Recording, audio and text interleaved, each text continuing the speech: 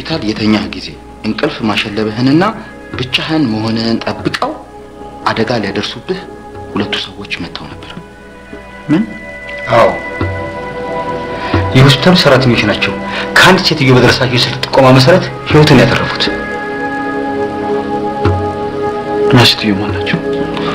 ስማቸውን ለመግለጽ ስላልፈለጉ ለጊዜው ማንነታቸውን ማወቅ አልቻለም። ብሩክ ከፊት ለፊት የተጋረጠብህን አደጋ ከግምት ውስጥ በማስገባት ለራስህ ስትል ረጋ ብለህ አስብና ሰዎቹን ለመለየት ሞክር።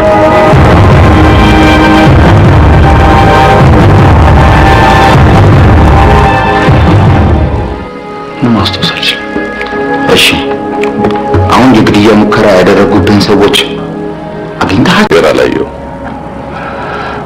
ናውዶስ እኔም የተለየ ነገር አላየሁም።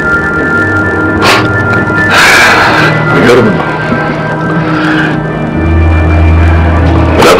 በጣም የሚገርም ነው።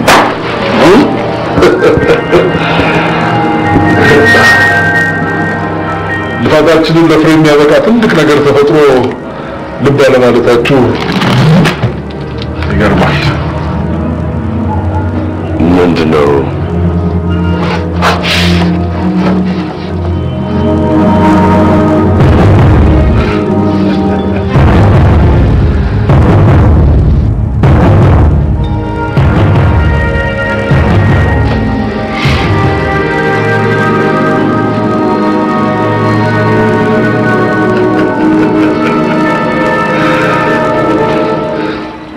እንቁላል የምትጥለው ዶሮ ባህር አቋርጣ እጃችን ገብታለች።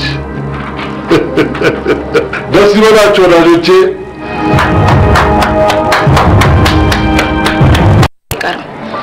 ቀድሜ ባስወጣትም አዘናግታ መመለሱ አይቀርም።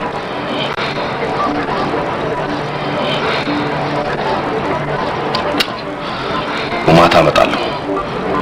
ታዲያ ስልክ አንደዋወል። መልእክት የምንለዋወጠው በቴክስት ብቻ ነው። ቴክስቶቹን ወዲያው ዲሊት ማድረግሽን እንዳትረሺ። እሺ። ደሞስ ማን ነው ሰዓት እንደዚህ እየደወለ የሚጨቀጭቅሽ? ኧረ ማንም አይደለም።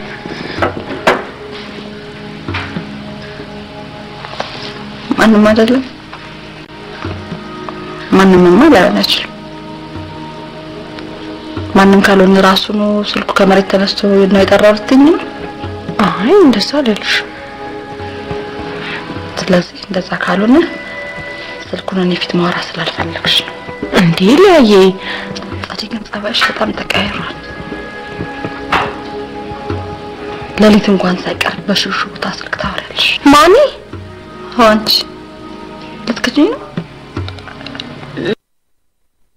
ይሄን የማይረባ ከንቱ ነገር ሰምት ንጹህ ልብህን አታቆሽሽም። ምንም አይሰራም። በቀደም ዝም ማለት ሶሲ ይልቅ አዱ ባከነሽ በለኝና ተታይን ግባ። ትንሽ ደቂቃ ብቻ ይሉን። እኔ ከዚህ በላይ ደስተኛ ቆንሽኝ በጣም ደስ ይላል። ለበለጠ ማረጋ